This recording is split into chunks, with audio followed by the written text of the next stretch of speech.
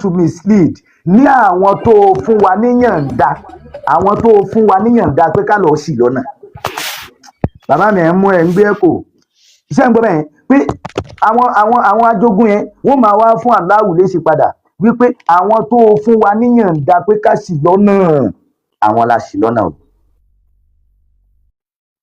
Now ibẹ̀ yẹn náà tún sọ̀rọ̀ permission látọ̀dọ̀ Allah ẹ jẹ́ ká wo tòkè yẹn oye ìyẹn Quran 66 Quran 6112 Suratul An'am ó ní wa kazalika ja'alna likulli nabiyyin aduwwan ó ní bẹ́ẹ̀ náà ni a ṣe ọ̀tá fún gbogbo ànábì kọ̀ọ̀kan àwa la rán ànábì níṣẹ́ àwa náà látún kírètì ọ̀tá tó máa wà engage ẹ̀ why oye aṣayatinul ins àwọn ṣètáni ènìyàn àwọn ṣètáni èèyàn àwọn ṣètáni tó ti kó sínú èèyàn á tún wá dojú ẹ̀ka àwọn ànábì yóò wá dogun tó bá wá dogun yẹn yóò wá mú ẹ̀mí tó pọ̀ lọ ṣé dandan ni kó dogun ni question tó wà ń bẹ̀rẹ̀ ni pé ṣé dandan ni kí Allah kírètì àwọn tí wọ́n tún máa jọ́ta fáwọn ànábì débi pé wọn ò ní gbọ́ra wọn yé yóò wá dogun ẹ máa wá kà pé èèyàn 20,000 èèyàn 50,000 ló kú ní jihad báyìí ló kú ní crusade báyìí tó yẹ kí ẹ̀sìn ó dogun Allahu ni ó rán prophet because nínú Al-Quran ó wà níbi kan tí Allahu ń sọ pé ìwà ànábì má dára rẹ láàmú mọ́ dùn rẹ nínú oye nínú Quran mo fẹ́ gbé jáde kó má dàbí ọ̀rọ̀ orí ó ní nígbà tí Allah fẹ́ júwe unbeliever fún ànábì torí ànábì ti wò pé Allahu wà lẹ́yìn òun náà Allahu wà lẹ́yìn òun Allahu wá ń sọ fún ẹ máa wo mo fẹ́ gbé jáde Allahu wá ń sọ fún ànábì pé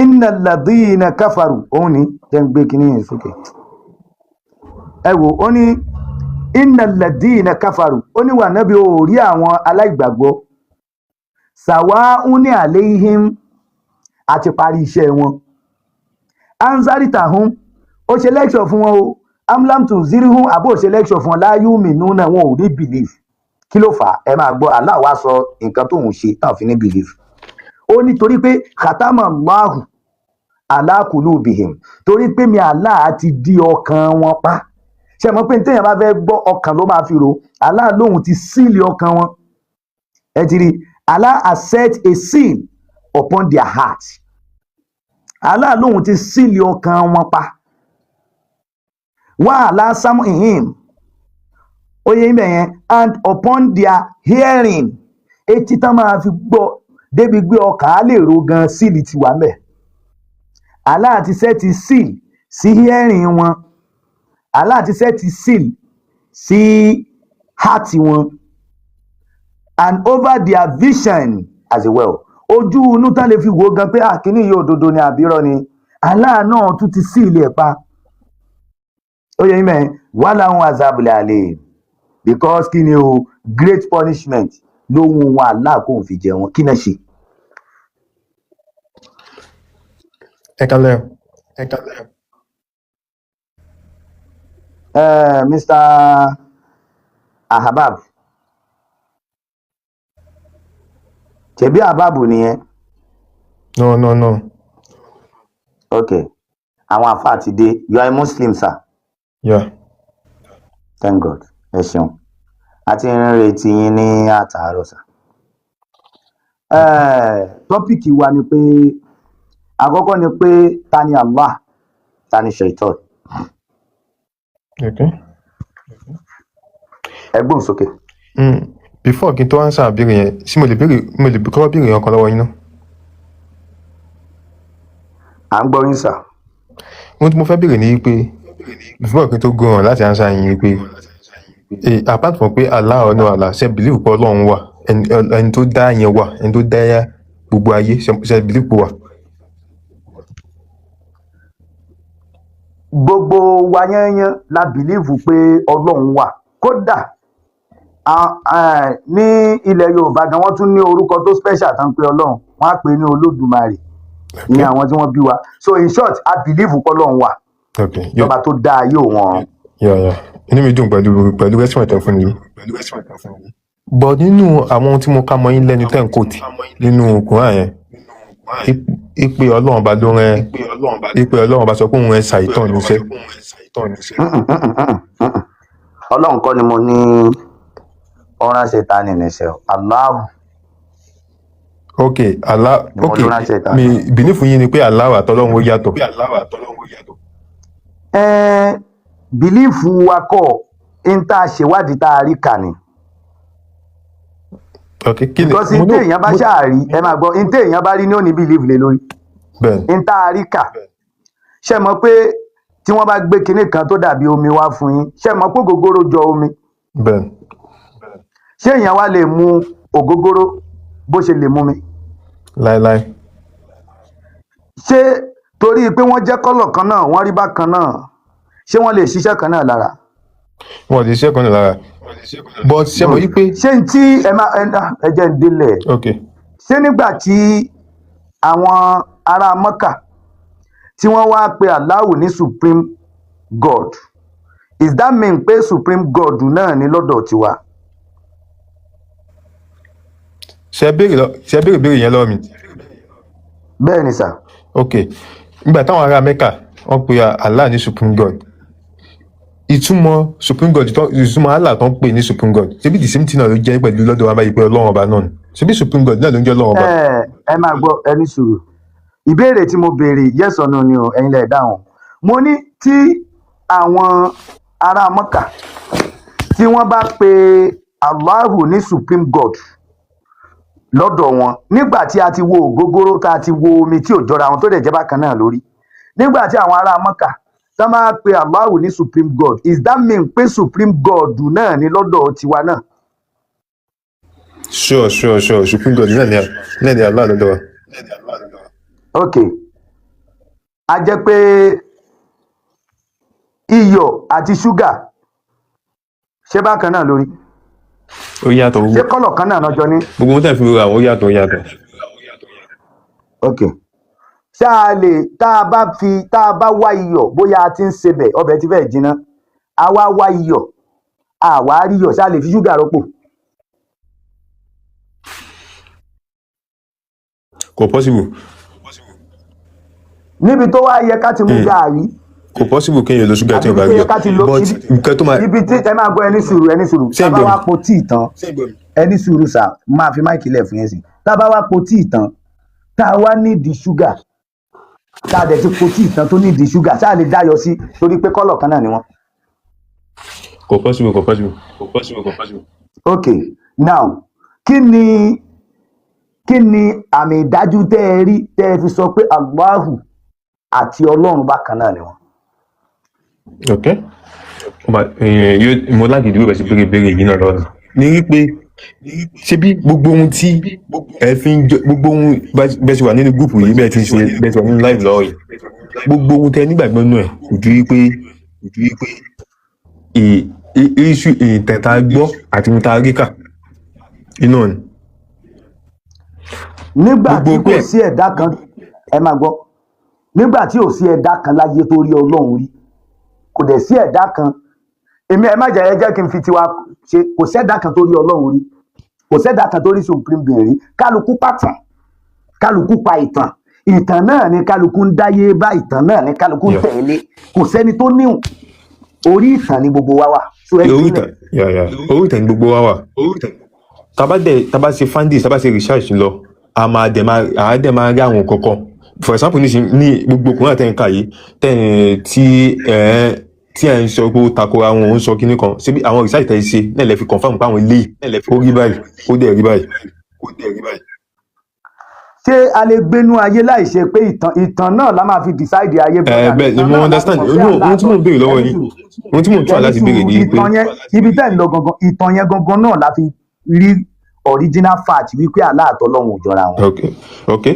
Wọ́n á bọ̀ nínú ìtàn yẹn náà àti nínú ìwádìí tí ẹ sì gbìyànjú tí gbogbo ẹ̀ náà dẹ̀ sì gbìyànjú tẹ́ máa fi wá mọ̀ ní wípé ó jẹ́ ẹ̀wọ̀n pé sísọ ọkùnrin nínú ìwádìí náà ní wípé a fi mọ̀ wípé ẹni èdè ní jẹ́ Allah tó wí yẹn language àwọn lárúbáwá ni sẹ́mọ̀ ṣe gbà bẹ́ẹ̀ pé Allah tí àwọn lárúbáwá ń pe ọlọ́run ọba yẹn sẹ́mọ̀ pé language àwọn lárúbáwá ni. Allah kì í ṣe ordinary language ó ní bó ṣe jáde gẹ́gẹ́ bí ọlọ́run ẹ máa gbọ́ kì í ṣe ordinary language gẹ́gẹ́ bó ṣe jẹ́ pé lọ́dọ̀ tiwa kò ń ṣe gbogbo nǹkan tẹ́ ẹ bá yí láti Yorùbá séyìnbó ló correct kí ni wọ́n ń pè ní translation ìtumọ̀ translation ni pé wí ní gbólóhùn tó lè understand lọ́dọ̀ àwọn tó fẹ́ bá sọ̀rọ̀ kì í ṣe the original meaning of that thing for example tí wọ́n bá ní Ògún nílẹ̀ Yorùbá Ògún nígbà tí àwọn òyìnbó wà ń tán lè fi translate ẹ̀ tó lè ṣe dédé ẹ̀ lọ́dọ̀ wọn ní God of Iron ǹjẹ́ táwọn bá máa tú God of Iron lọ́dọ̀ wa ó tún ti túmọ̀ sí nǹkan míì tán ń pè ní ọlọ́run irin àwọn òde ní ọlọ́run irin ń bí ṣùgbọ́n òyìnbó gbé sí kíní yẹn the problem that ká máa wá èdè kan láti yí sí míì ìṣòro tó máa ń gbé wá nìyẹn. ẹni sùúrù níbi tẹ́fẹ́ lọ yẹn. mo ń bọ̀. Okay. ọ̀pọ̀lọpọ̀ Yorùbá ló kúnlẹ̀ rẹpẹtẹ tá a lè yí sí lárúbáwá tẹ́lẹ̀ rí lárúbáwá ẹ̀ ọ̀pọ̀lọpọ̀ lárúbáwá náà là lè yí sí Yorùbá àbí kí ni Yorùbá làbídùn. àbí èmi ò mọ Yorùbá ilẹ̀ àbídùn náà ni gbogbo àmọ̀ sí but ẹni sùúrù bífẹ́ ẹ̀kọ́ tó lọ jù ẹjọ́ tó lọ náà. ẹjọ́ mi ìfẹ́ kẹ́ lọ síbi Ògún àbí kíní kan tí mo dá pé èmi náà fẹ́ lọ síbẹ̀ tẹ́lẹ̀ bọ́ tẹ̀sán náà mo fẹ́ clear níbẹ̀ nípa tẹ̀sán pé God of Iron ṣe mọ̀ yí pé God of Iron ìdílé ìbọn di. mi ìfẹ́ kẹ́ lọ bẹ̀ sẹ́ mo lé mi sọ̀rọ̀ lọ bẹ̀ yẹn gbogbo bẹ̀ yẹn mo kàn já bẹ̀ ni mo rẹ̀ ti sáré kúrò mẹ́ mi lọ bẹ̀ ẹ má lo as opportunity fún mi. Bàbá mi ṣe mo lè béèrè question lọ́wọ́ wọn.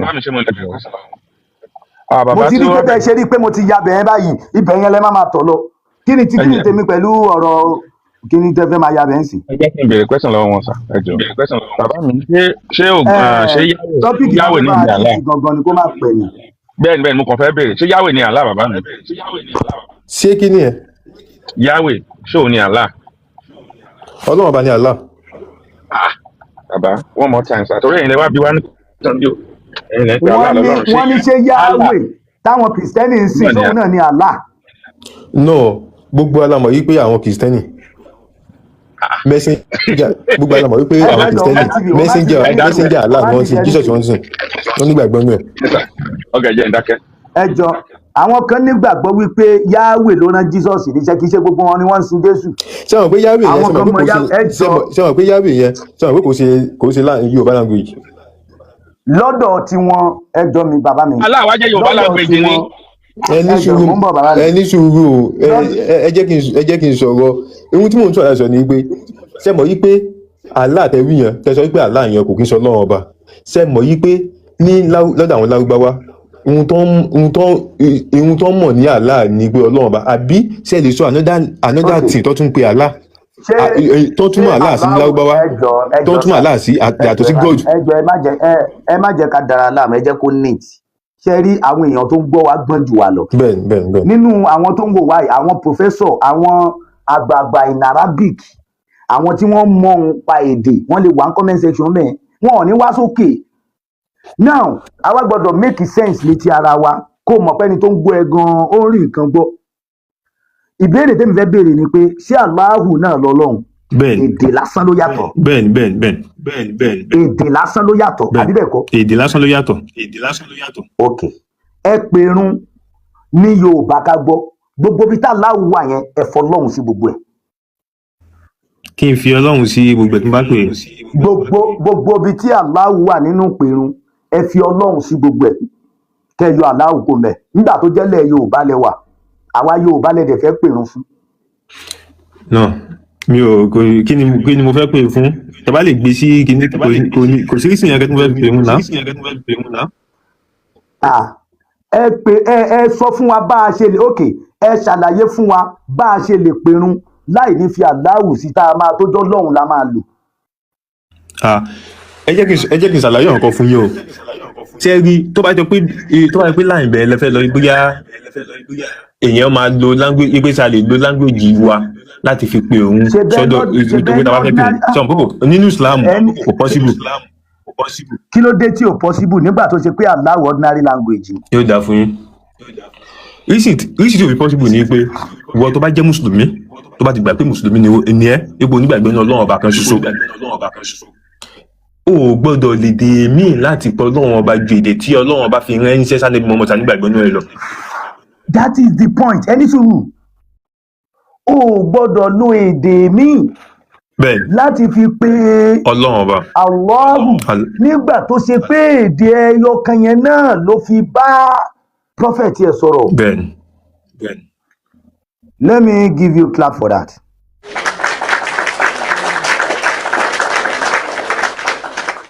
O gbọ́dọ̀ lo èdè míì láti fi bá ẹni sùúrù láti bá Allahu sọ̀rọ̀ ẹni sùúrù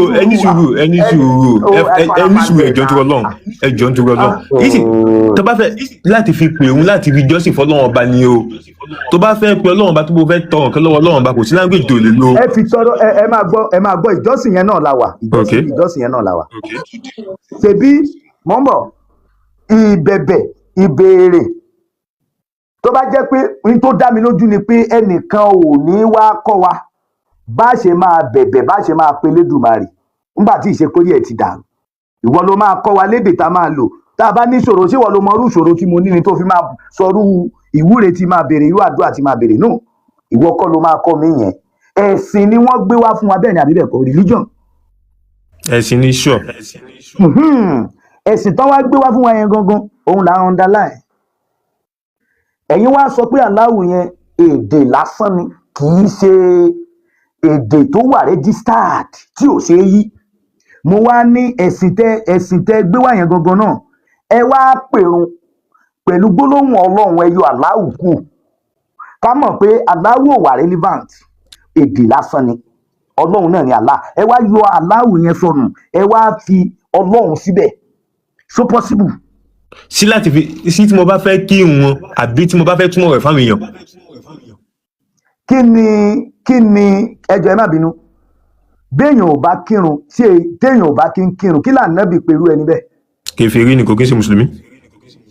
kì í ṣe mùsùlùmí which is the original physical register tá a lè fi dá mùsùlùmí mọ̀ náà ní as-salat. ayé bẹ́ẹ̀ kọ́ ni. kí ló wá wà nínú ara sọ̀láàtì láti bí ìpèrún ni o ìkọ́mọ̀ ni o gbogbo ń tá a ṣe lórí sọ̀láàtì èwo lẹ́yọ kan wà ń bẹ̀ tá a lè wí lédè Yorùbá. kò sí ìtọ́ wa mẹ́ láti rí Yorùbá láti bí àjọ àlá. ṣé ẹ máa gbọ́ ṣé gbólóhùn Fátíà ní Yorùbá ni ṣé ìpèrún ní Yorùbá ni ṣé n ta máa sọ ní rùkú ní Yorùbá ni ṣé n ta máa forí kanlẹ̀ wí ní Yorùbá ni èwo nínú ẹ̀ ló jẹ́ Yorùbá sà. kò sí ìtọ́jọ́ Yorùbá ń bẹ̀ èdè tọ́lọ́run bá fi rán ànábì rẹ̀. ẹ máa gbọ́ kò sí ìtọ́jọ́ Yorùbá which is ẹ̀sìn yẹn present ara ẹ̀ wípé a ò lè fèdè míì sin Ọlọ́run yẹn nìyẹn ayé ẹ̀kọ́ sin Allahu nìyẹn. a lè fi jọ́sìn pé a lè fèdè míì jọ́sìn fún Ọlọ́run ọba ju a lè fèdè míì ẹ máa gbọ́ a lè fèdè míì jọ́sìn fún àfi Arabic. tá a bá wá sọ pé nígbà tá a lè fèdè míì jọ́sìn fún tó dẹ̀ wà registered bó ṣe wá tó dẹ̀ jẹ́ pé nínú register yẹn Allahu ló wà ń bẹ̀ tó wá yẹ kó débi ká wá yí orúkọ supreme being yẹn tó yẹ ká yí. a tẹ́rí nípa tẹ́lẹ̀ yẹn nípa ohun tẹ́bí yẹn tá a bá fẹ́ fi for example sẹ́mọ̀ yí pé táwọn àfà bá fẹ́ fi lecture fẹ́ni tó jẹ́ Yorùbá sẹ́mọ̀ tí ó dẹ̀ mọ̀ yí pé kò gbọ́ Lárúbáwá sẹ́mọ̀ yí pé gbogbo tó bá kà nínú Kùránì tó bá kà ní Lárúbáwá sẹ́mọ̀ kó máa túmọ̀ rẹ̀ fún Yorùbá. mo níṣẹ́ ẹ máa gbọ́ ẹ fi lecture lẹ̀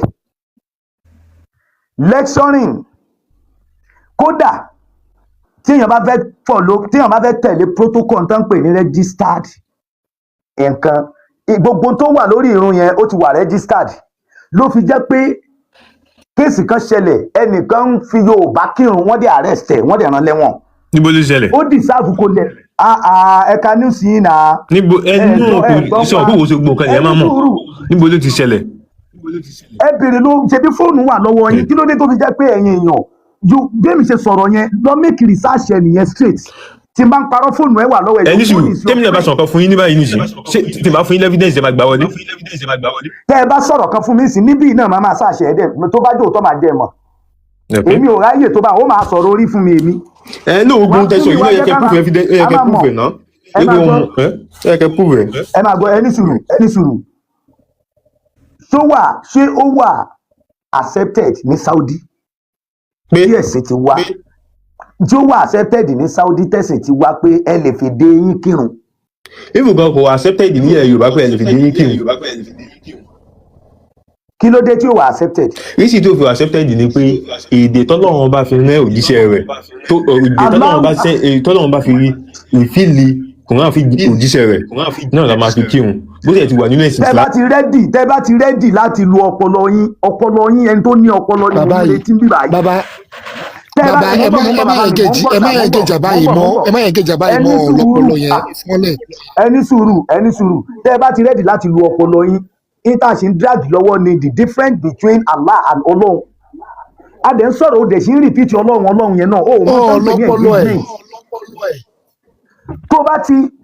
tó bá fẹ́ mọ̀ tán pè ní engagement intan drag lọ́wọ́ yẹn àti conclude pé Allah lọ́lọ́run tó bá máa mú narration wá ó nílùú Ọlọ́run ó dẹ̀ sí insist pé Ọlọ́run it's like you are not mọ̀ bọ́ ṣe ń mọ̀ tán pè ní engagement ó dìgbà tá a bá tó conclude pé òkè pẹ̀lú ọ̀rọ̀ tó sọ yìí o ajẹ́pàlà lọ́lọ́run ló ṣe lè lo gbólóhùn yẹn a sì ń bí fún ìjiyàn níta wà ń bí fún ni fact jẹ́ ká gbódòdó jáde tó bá sọ pé gbogbo supreme ẹ gbé padà sókè supreme ń bì kan supreme wa ṣé pangu ṣé supreme wa ni pangu ni.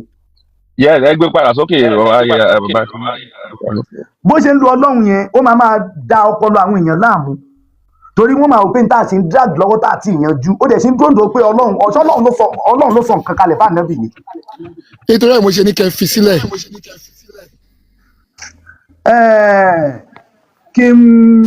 kí n kò fún mọ́. ẹ jọ ṣe lè fún mi láyè láti sọ̀rọ̀.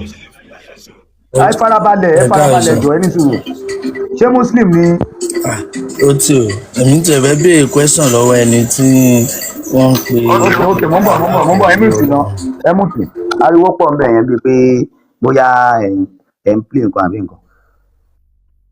a sì ń engage à ń sọ̀rọ̀ lọ́wọ́ ẹ̀ ń sọ fún mi bí wípé mi ò lè fèdè mí sin ọba tó dá mi àfi èdè Lárúbáwá ọba tó wá dá wa yẹn Allahu ló ń jẹ́ ṣé mo wá gbọ́dọ̀ fi èdè mi tí ó wà relevant èdè mi tí ó wà òkè tí mo fi lè pe ọba tí mo fi lè sin ọba tó dá mi ṣédè mi yẹn máa wá gbádùn tí n bá fi sọ lórúkọ ṣédè mi yẹn máa lè fi perú irú ẹni yẹn lédè tèmi kò yẹ kó dá mi lóhùn náà because nígbà tí mo fẹ́ jọ́sìn fún mi ìlèlédè mi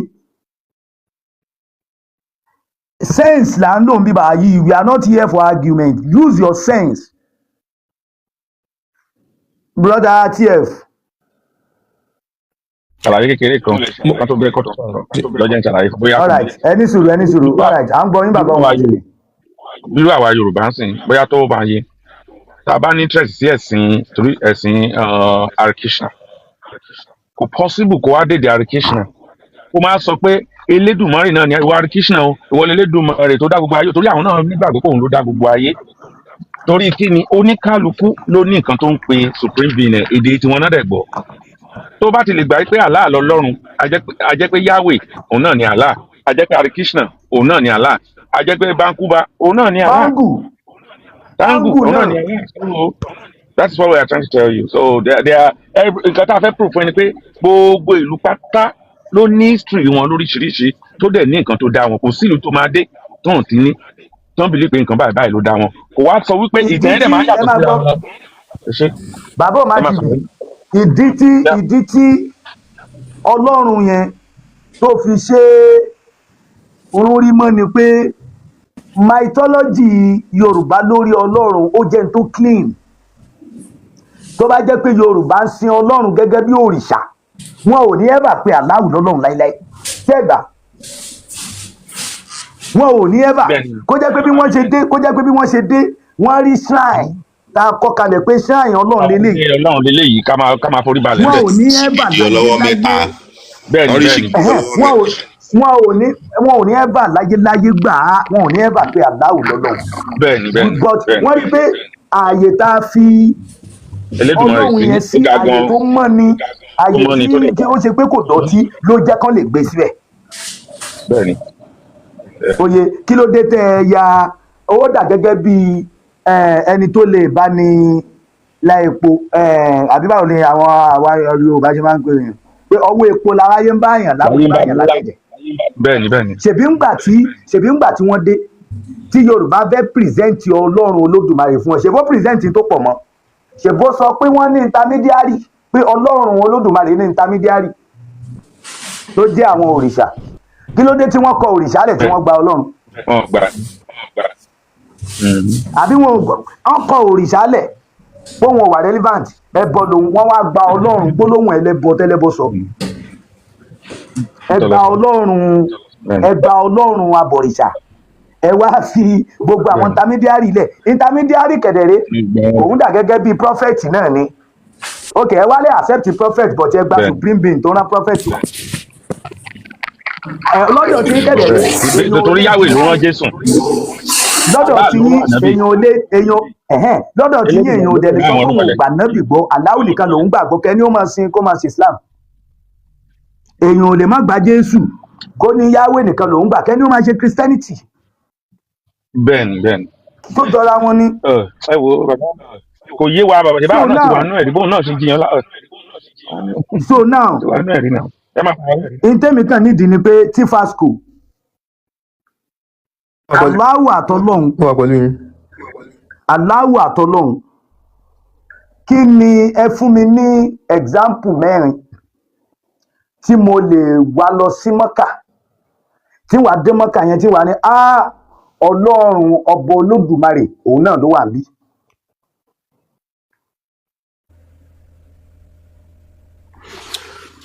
Ok, ṣẹ́gun tẹ́ bẹ́ẹ̀ lọ́mìí ẹ̀ mi ò ẹ̀wọ̀n pẹ́yìn lẹ ní access ní gúùpù yìí láti remove anybody tó bá wù yín, but before kí n tó dáhùn tẹ́ bẹ́ẹ̀ kò yẹn. sẹ́ni tó fẹ́ remove yín tẹ́ bá ti kò lè tó bẹ̀ à ń gbọ́ yín, kò sẹ́ni tó fẹ́ remove gbogbo alájọ ní group, kákan mú fáàtì òdodo lèmi kàn fún mi ò fẹ́ lọ.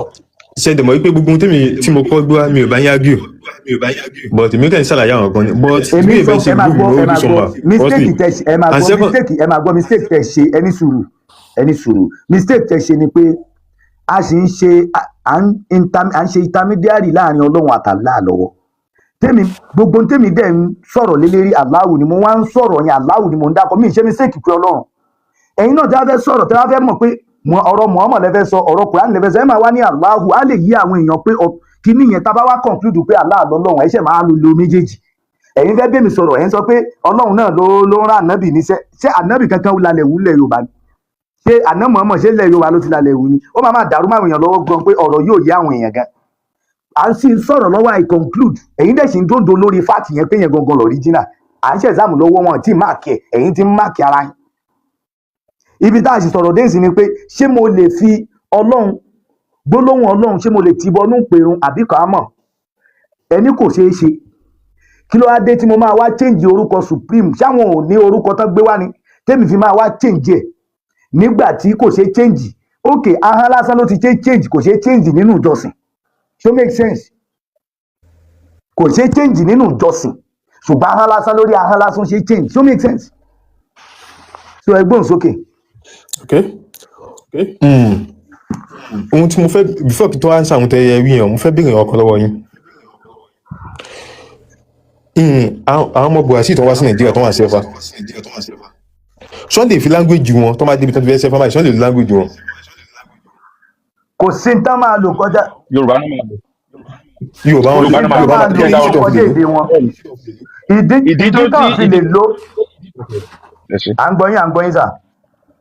Ok, ìdí táwọn fi lè lò ó ni wípé àwa la ní Ifá, àwa la ní Ọ̀rúnmìlà, èdè ọ̀pẹ àwa la ní, kò bá èdè wọn mu. Tó bá fẹ́ pè é náà èdè wa náà máa lò. So nǹkan kan náà ló bí bó ṣe rí nìyẹn ní ti kí ló forúkọ ẹ̀ ní ti Arabic, because òjíṣẹ́ tí wọ́n fẹ́ lò ní ìlú wọn, òjíṣẹ́ tí wọ́n rán tàwa ni. kì í ṣe pé bóyá oníkálukú ló lòjíṣẹ́ titi ẹ̀ kan láti ìlú oníkálukú tó òjíṣẹ́ fáwọn láì tán dẹ̀ rí pé ìwà ẹ̀ bá ti wọn mu òjíṣẹ́ tí wọn náà rí pé assessment wọn ọ̀dọ̀ wa ló ti wá sóhun àlè ní ìlú wọn èdè wa náà máa lò ẹ ṣé mo dúpẹ́. ok Mr. Tifashe mo ní Tifashe ọ̀rẹ́ mi Tifashe o Tifasco. mo wà pẹ̀lú yín. What do you understand by mythology? Kí náà pè ní mythology?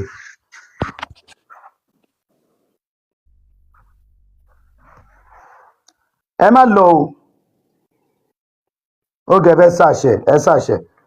So tẹ́ bá ti wá kí ni ìtumọ̀ mythology?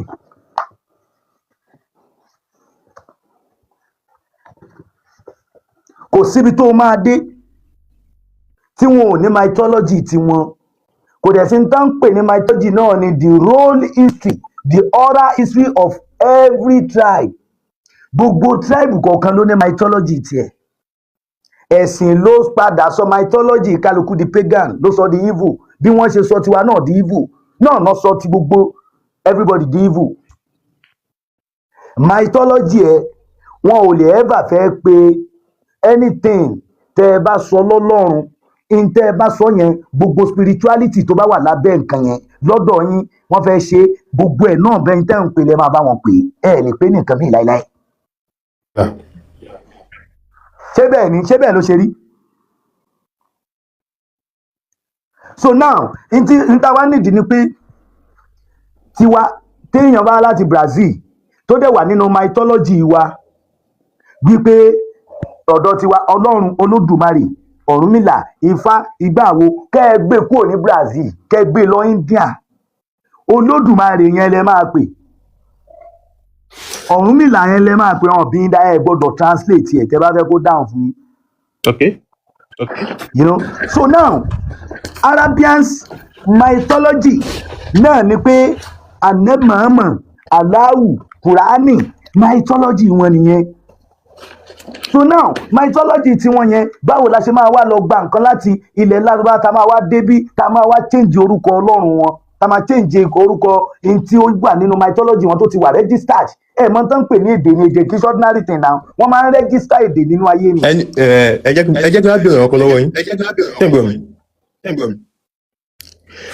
pẹ̀lú ìwé náà mythology nígbà tí wọ́n sọ nípa níbi mọ́mọ́ sọ̀rọ̀ pé wọ́n rẹ̀ sí pé èdè àwọn Lárúbáwá ni pé àwọn Lárúbáwá ló belong sí bẹ́ẹ̀ ló ti jáde àwọn Lárúbáwá ló sì ní ṣé mo rí pé rẹ̀ náà bìlífù àwọn mùsùlùmí àti ohun tó wà nínú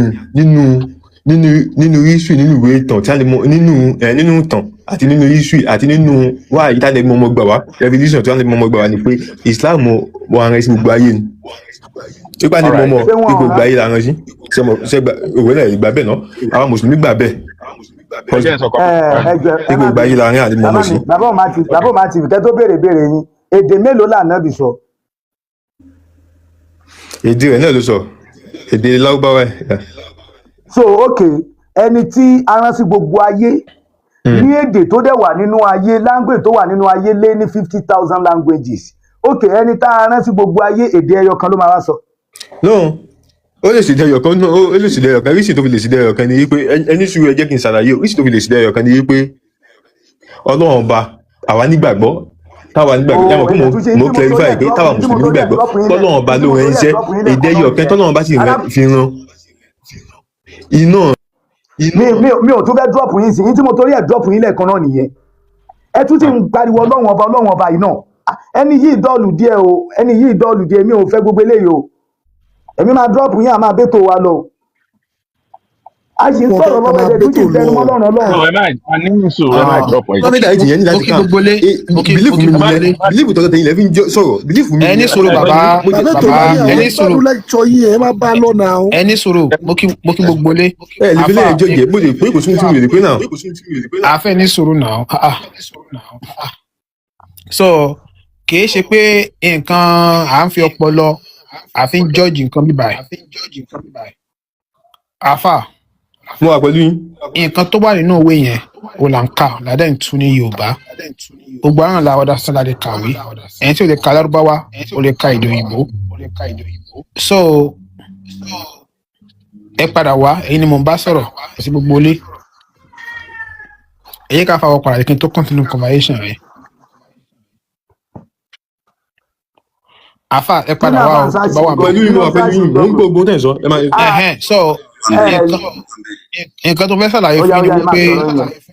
nǹkan tá a rí nínú ìwé láǹkà so ìmọ̀dẹ̀ní kò pín síbì kan so àtẹ̀bá ti wá wà níbì kan tó jẹ́ wípé nǹkan tó ń sọ ń bẹ̀ bóyá yàtọ̀ sí kan tẹ́ ẹ ti gbọ́ rí tẹ́rí náà dẹ́ kà nínú ìwé tẹ́rí bó ṣe rí kò ní jìkẹ́ máa hági pẹ̀lú ẹ̀ so Allah ní èdè Yorùbá Satan àsìtánì ní èdè Yorùbá sọ́ọ́ mi sì yé yín so ẹ jẹ́ kó máa lọ bẹ́ẹ̀ ṣe ń lọ yẹn àwọn kan tẹ́ bá rí tẹ́ ẹ gbọ́ rí tẹ́ pé akíní yìí bẹ́ẹ̀ sì máa gbọ́ tẹ́lẹ̀ tẹ́lẹ̀ ni ẹ̀yin náà tẹ́ bá ṣe rí pé àkọ́nfàm lélẹ̀ òótọ́ ni so ẹ̀yin náà kọ sílẹ̀ kẹ́ lọ ṣe ìwádìí yín. that is it náà ni mo fẹ́ kí mo fẹ́ kí àwọn tó wà ní báyìí mo fẹ́ ká mọ kinní kan yìí pé ṣé mo yí pé lálẹ́ à ń sọ̀rọ̀ ta ìsọ̀rọ̀ jùlọ bá ti sọ̀rọ̀ yìí ṣé mo yí pé ẹni tí mo máa fún yín evidence kan pé nǹkan kan all right báyìí ṣé máa believe abẹ́ ní believe ẹ̀. ẹni sùúrù Tẹ́ bá jẹ́ confirm à ń sọ̀rọ̀ ta ìsọ̀rọ̀ ẹ̀ ń sọ̀rọ̀ belief kí lè understand by belief kí ló ń jẹ́ belief kí ló ń jẹ́ believe.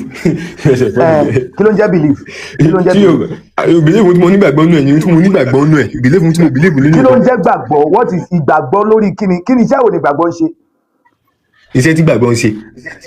bẹ́ẹ̀ni ok iṣẹ́ tí gbàgbọ́ ń ṣe ni wípé ohun tí ẹ bá nígbàgbọ́ nù ẹ̀ ohun tó bá ń ṣe ohun tó bá ní kéèyàn ó ṣe nìyẹn máa ṣe ohun tó bá fún step gbogbo ohun tó bá gbé wá lẹ́yìn máa fọ́lù. àáfà ẹni sùúrù ẹ ti rí i pé ńgbà tó ń bí yín bèrè kékeré nìsín ṣe rí i pé ẹ gbé gbági nǹkan tá a fi ń sọ nìyẹn pé èèyàn máa ń kọ́ ìmọ̀ kún ìmọ̀ ni ok nǹkan tó ń pè ní ìgbàgbọ́ ni nǹkan tẹ́ ẹ̀ rí àrídájú rẹ̀ tẹ̀kàn wò pé wò mo yẹ sọ fún mi mo sá gbà á gbọ́ ẹ̀yin irọ́ ni o òótọ́ ni o kò yí ẹ̀yin náà mọ̀ ṣùgbọ́n ẹ kàn gbà ẹ fi ọkàn kan ẹ kàn fi gbàgbọ́ sọ́rọ́ mi yé yín so nǹkan tó ń pè ní ìgbàgbọ́ nǹkan tí ò lẹ́rìí tẹ́ ẹ̀ mọ̀ nípa tọkàn sọ fún yín. kò sí ohun tó ń pè ní gbàgbọ́ nìyẹn ẹ máa kò sí ohun tó ń pè ní gbàgbọ́. ọ̀dà kí ni wọ́n ń pè ní ìgbàgbọ́. ẹni sùn ìfọ̀ kẹtọ́ lè sọ pé ìgbà kẹgbọ́ ẹ máa ti fáńdìsì lórí ẹ̀ náà. ọ̀dà ẹja ṣé mo pé níṣì mo gbọ́ tẹ́nìkan sọ̀rọ̀ nínú bẹ́ẹ̀ pé ẹ̀yin táwọn náà ti ṣe rí ni for example níṣì mo sẹ́yìn lómi ìbẹ̀ tó lè ti ṣe Islam wípé fúnlẹ̀. ẹni sùúrù tí fasco ẹni sùúrù ṣe é rí aláwùrí. mo ń gbọ́ yín. ṣe é rí aláwùrí mo bí léèrè ni. mi ò rí rí kò possible náà. ṣe é rí ṣètánì rí. mi ò rí rí. ṣe é rí àlìjẹ́nà rí. mi ò rí rí. ṣe é rí iná rí. mi ò rí rí. ayé ti parẹ́ lójú yín rí. kò parí lójú mi rí. èèyàn kan ti kú rí tó wá ń sọ lárúbáwá nù sáré tẹ́ rí rí. mi ò rí rí. gbogbo ń tẹ́ rírí yẹn tẹ́ wá nígbàgbọ́ ẹ̀ ṣebí torí ẹ̀ kánú ìwé ni ta ló sọ fún yín pé function kí ni àmì dájú pé nǹkan yẹn function bẹ́ẹ̀ ṣe kà. kí ni àmì dájú pé nǹkan yẹn function bẹ́ẹ̀ ṣe kà. wípé nǹkan yẹn function bẹ́ẹ̀ ṣe kà kí ni àmì dájú tẹ́ ní tẹ́lẹ̀ fún wa bíbá yìí pé gbogbo tí mo kà kalẹ̀ yóò function bẹ́ẹ̀ ṣe kà.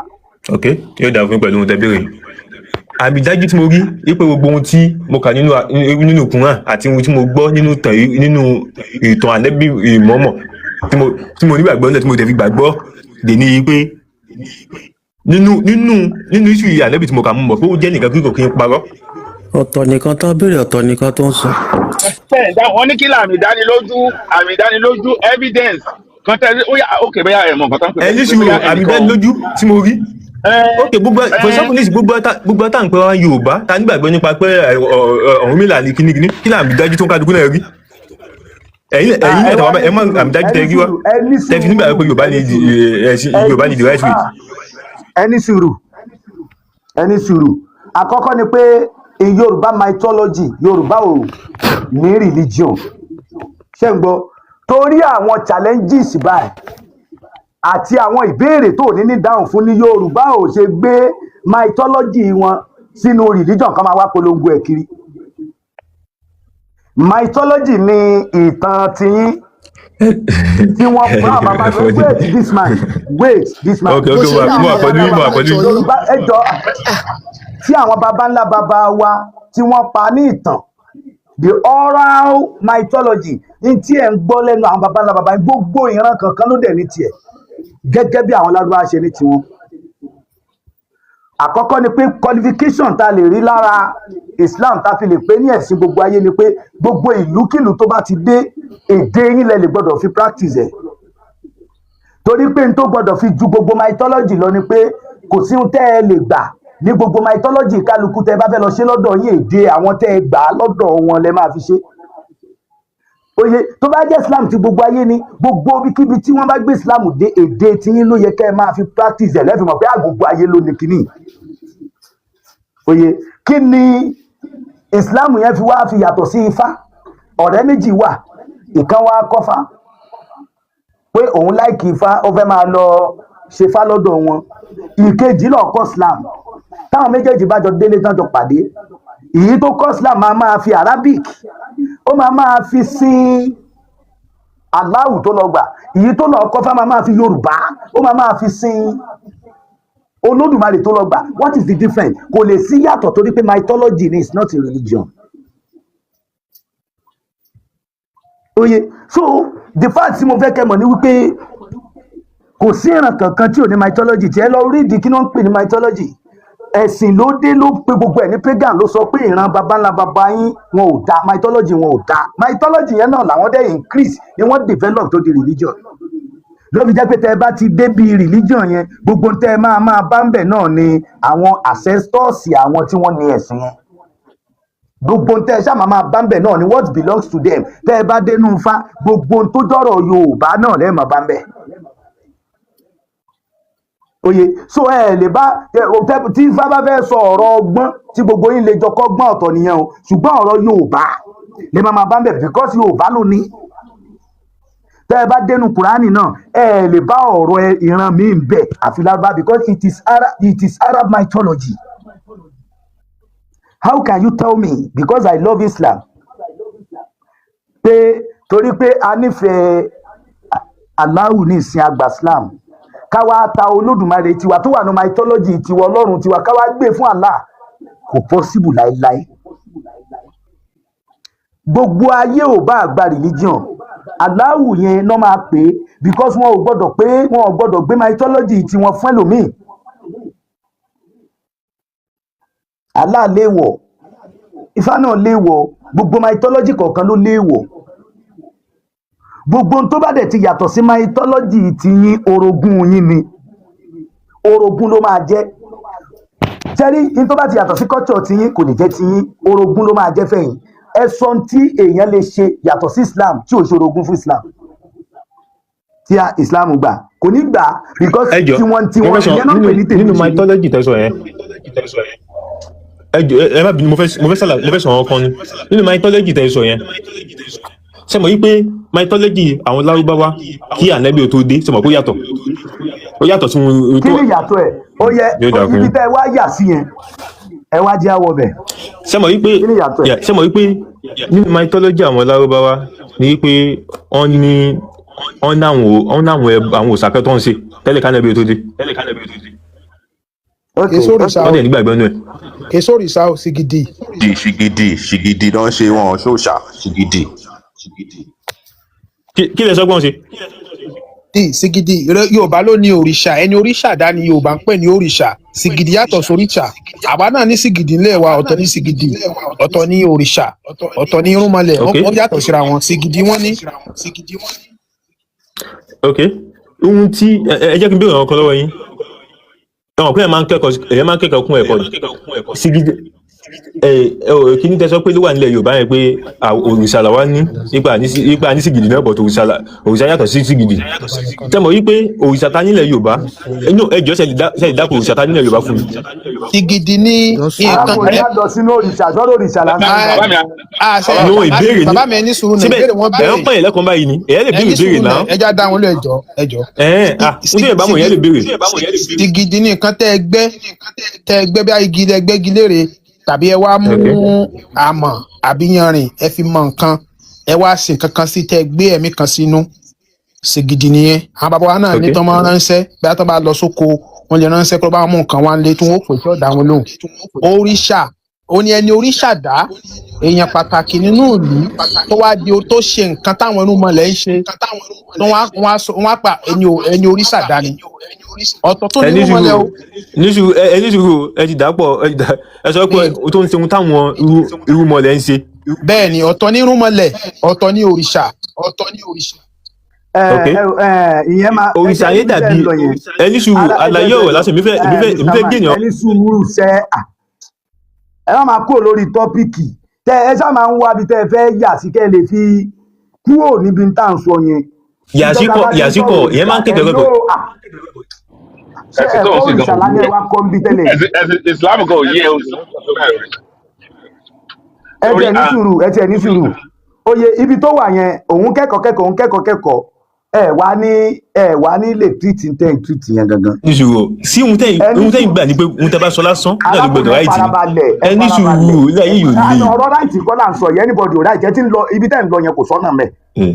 agídí kọ́ ni kìíní ẹ ní sùúrù. arákùnrin yìí ń dà mí láàmú ẹjọ́ yín moderator ṣe lè bá mi drop ẹni yìí sẹ ẹ drop ẹ eléyìí wà bí láti wá lẹ́yìn ẹ drop ẹ. ẹ ní sùúrù àlàyé ọ̀rọ̀ no ẹni tó bá fẹ́ wá lé náà síbi yóò gbà láyé ọ̀rọ̀ lẹ́tà láyé fún mi. bàbá ilé èmi ò pé kó wá máa yẹ ẹni sùúrù ohun tí o ẹni sùúrù Islam la wa kò sí ìdàgbé ló perfect ìbéèrè tí mo béèrè ẹ tó láti ṣàlàyé tẹ bá fẹ́ lẹ́n ó ní náà gbogbo ẹjọ́ lọ́yẹ̀ ní kúkọ ẹni sùúrù ń tẹ́ ti mọ̀ ń tẹ́ ti mọ̀. ẹjọ́ tó bá ní sùúrù fún mi tó bá tiẹ̀ máa béèrè béèrè ẹjọ́ mò ń bọ̀ tó bá máa béèrè béèrè jẹ́ kí n kọ́kọ́ kan ti fẹ́ ka ó yá mo wà pẹ̀lú. ó yá ní sùúrù a fẹ́ béèrè kí ni wọ́n ń pè ní mythology gangan oyè so ó ní mythology ó ní àtẹ̀kọ́ mythology is a people way of explaining existence before science.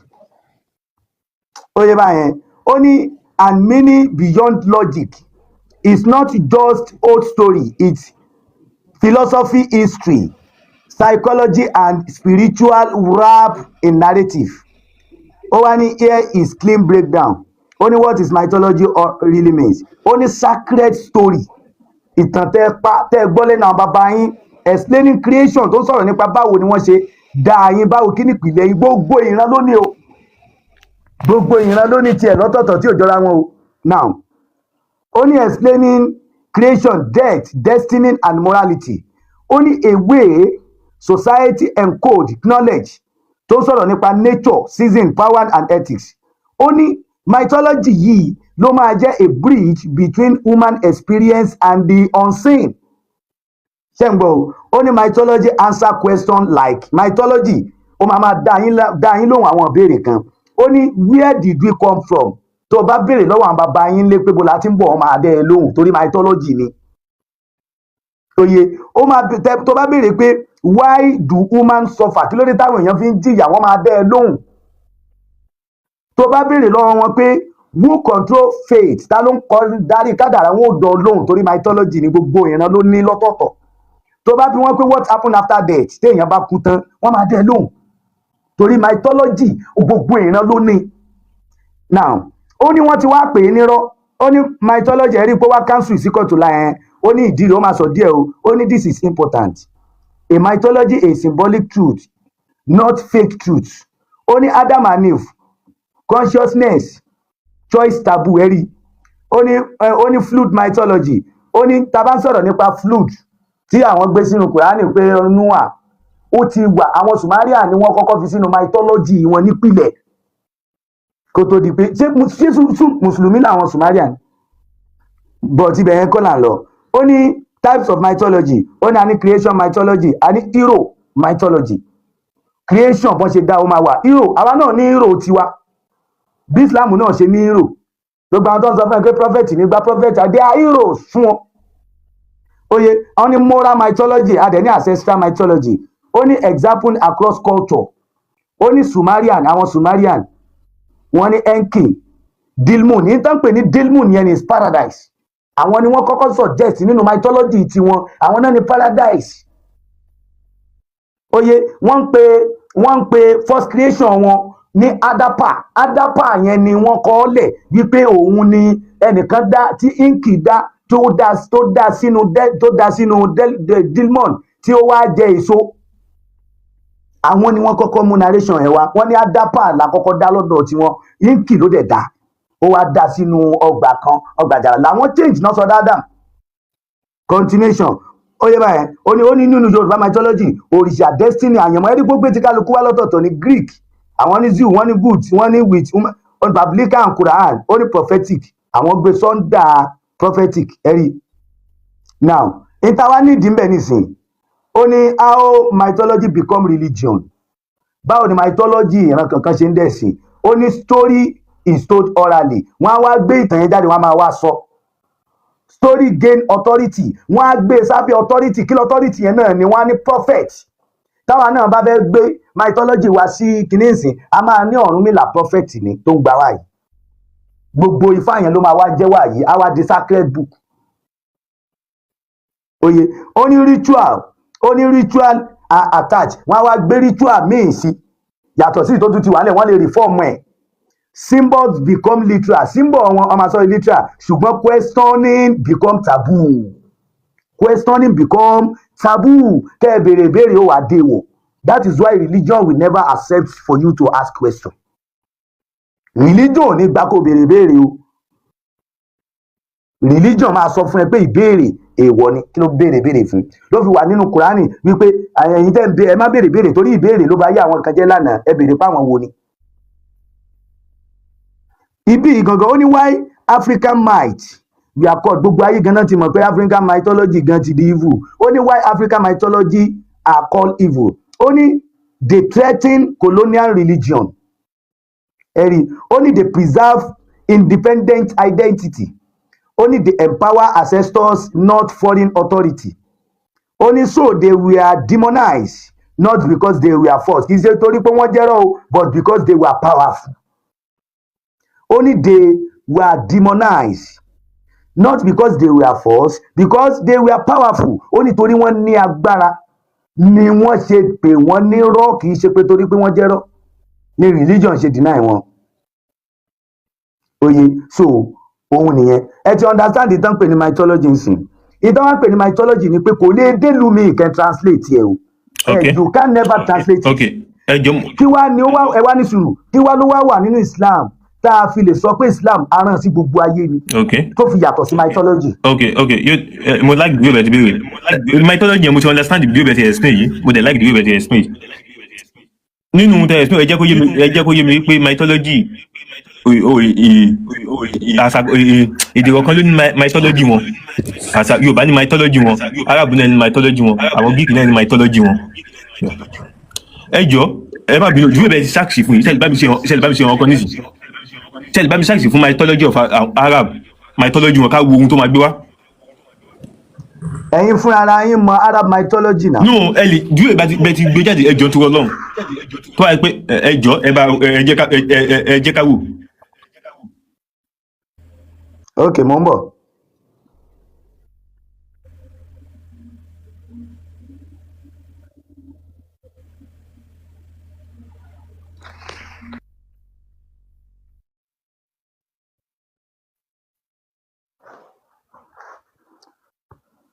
Ẹ ṣáà má gbàgbé definition mythology ẹ tó lọ sí ibẹ̀ yẹn sìn á tún change ẹ fún mi. Òun rè mo ń bọ̀. Ẹ wo ẹ kà látòkè. Òun rè. Òun dà. What is Arab mythology? Ẹ rí ni change emoji yẹn ni.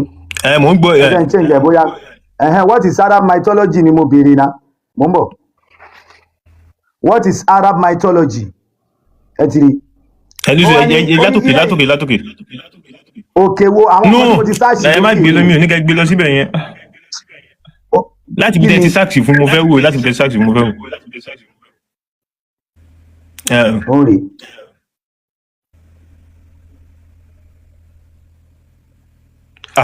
Ẹni sùúrù Arab mythology mo béèrè o remain in Islam ẹ kú sí yọ the only one ti náírà Arab mythology Arabic mythology lásán remain in Islam báwo. This is the truth that I'm about. Remain in Islam. Ṣé a lè sọ̀rọ̀ ètò láyé ẹgbẹ́ àwẹ̀ síbi screen kò sáà. Ẹni sùúrù Arab mythology lásán just Arab mythology. Type of Arab mythology lásán remain in Islam báwo Arab mythology. Ó yá sáà ṣe kó gbé jáde.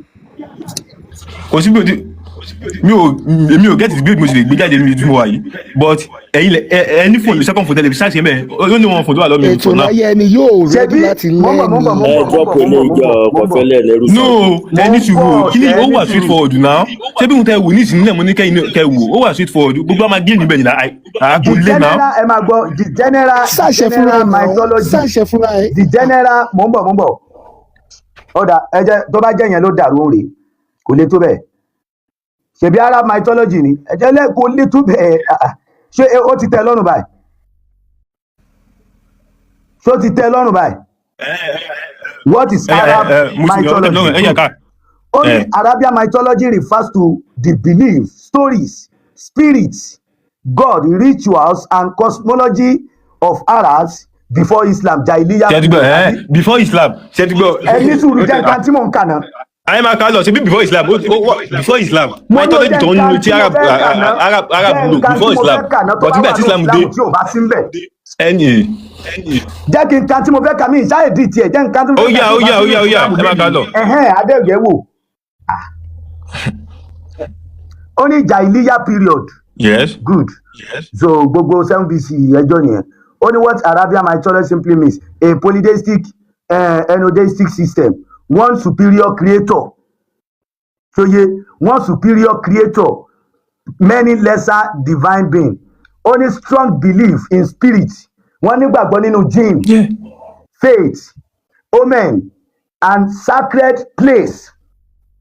Mọ̀nbọ̀ máa gbé yín wọlé sìn. Only transmitted orally through poetry, ritual, and tribal memory. Gbogbo ritual tó ń sọ yìí ló wà ní Islam o, mò ń bọ̀ nbẹ̀ o. Before Islam ni oníṣẹ́ mọ̀kún tẹ́wọ́ kà ní before Islam ni o lẹ́yìn gbogbo àwọn kan yìí o. Mo ní mò ń bọ̀ wá jáde sùúrù core element only the supreme God Allah. Core element of Arabian mythology the supreme God called Allah. Kí ló fẹ́ fẹ́ léyìí? Ibo ló fẹ́ fẹ́ léyìí sí? Sọ kọ́kọ́ sọ̀rọ̀ lórí eléyìí náà. Normal. No. Ìtọ́láyé mo gbọ́ yín. Ìtọ́láyé ìtọ́lọ́sẹ̀ ní pé ní ìwà akẹ́kọ̀ọ́ ní ẹjẹ́ ká ṣàlàyé fún un. Kò sí ẹgbẹ́ síbẹ̀ ẹ máa káwọn tẹ̀ ká lọ. ẹni sùúrù náà kò sí nǹkan tó wà mythology àwọn Arab tí ó sì ní ẹ̀sà Islam. Wọ́n ń tà wá. Ẹni sùúrù ẹni sùúrù ẹ máa ká lọ. Bàbá mi wọ́n ń tà wá fún ẹ̀ kí o. Arabic already believe in Allah. Ní sùúrù wọ́n believe in Ọlọ́run. Wọ́n ti ní Allah tẹ́lẹ̀. Oye Arab already believe in Allah. Níbi mo tẹ béèrè yẹn ẹjọ́ tó rọ lọ́hùn níbi mo tẹ béèrè ẹ sọ pé wọ́n believe in Allah. Allah tó ń sẹ́ believe nínú wọn wọ́n believe nínú Ọlọ́run. Yorùbá náà bá ti sọ pé Yorùbá wò. Ó wà ń bẹ̀ báyìí. Tó wà ókè aláwa ń bẹ ẹni sùúrù sẹ́mọ̀ pé tábà sọ̀rọ̀ nípa Yorùbá. Ẹjọ́ ṣe lè yànda mi kí n drop ọmọ yìí kò sọ̀rọ̀ bí àgbàlagbà. Ọpọlọ wípé Yorùbá ń sòsà sẹ́wọ̀n pé Yorùbá ń bẹ̀rẹ̀ lọ́lọ́. Ẹ farabalẹ̀ ẹ má bí pé ẹ̀yin lẹ mọ̀ tán ẹ má bí ayé pé ẹ̀yin lẹ mọ̀ tán ẹ má bí ayé bẹ́ẹ̀ ẹ má bí kẹ́kọ̀ọ́. Adúwẹ̀ ti pọ̀jù náà wọ́n ní sùúrù wà á dẹ̀ jẹ́ kọ́kà tán wà á ṣẹ̀ wá sọ̀rọ̀ wọ́n tún ọmọdé náà. Ọ̀dà wọ́n ní àlá wọn tẹ́lẹ̀ tí wọ́n mọ̀ òun náà ni the creator of heaven and earth. Oye àlá yìí kan so òkè tó bá wá ń fi àlá wé Ọlọ́run Olódùmarè àlá àtọ̀dọ̀ tí wọ́n ṣìgìdì ní àlá náà. Nínú Yorùbá mythology Olódùmarè ṣe ṣìgìdì ní Ọlọ́run Olódùmarè. Nínú Arab mythology ṣìgìdì làlá náà sójọra wọn ní. Very clear ṣìgìdì ní nínú kíní mythology àwọn Lárúbáwá ṣìgìdì ní. Oye wọ́n dẹ̀gbà pé ṣìgìdì yẹn ló dá ayé àtọ̀run. Nínú tàwa Yorùbá ṣé Ọlọ́run Olódùmarè ṣe ṣìgìdì lòun ni. Tó ń sọ pé bákan náà ni. Òun nìyẹn. So Allahu nìyẹn control the rain life and faith òun ló ń darí gbogbo life kíní kan gbà kan wo kan gbogbo ẹ̀ mythology wọn lélẹ́yìí àwọn ṣìgìdì wọn lélẹ́yìí ó pọ̀ ń bẹ̀ rẹpẹtẹ. Oye so wọ́n dẹ̀gbà òun rèé Alatu alihuza almanat àwọn uber rèé. Oye now intawa nídìí ni pé in tí mo gbé sókè lẹ́ẹ̀kan faith ni Oyè Yorùbá kò sí tó kan àwa pẹ̀lú faith nínú Yorùbá mythology ò lè dénú ẹ̀ kó bá faith ń bẹ̀ o. Wọ́n máa sọ fún ẹni oyè ka mythology tí ò bá yí ẹ tó bá fẹ́ try ẹ kó bá bẹ́ẹ̀ ni. Kódà Yorùbá ò ní gbàgbọ́ nínú faith débi pé wọ́n gbà pé èwe tí ògìní kan tí ò jẹ́wé ẹ̀ lókù kan ògùn tí ò jẹ́wé ẹ̀ lókù. Yorùbá nìyẹn nínú Yorùbá mythology.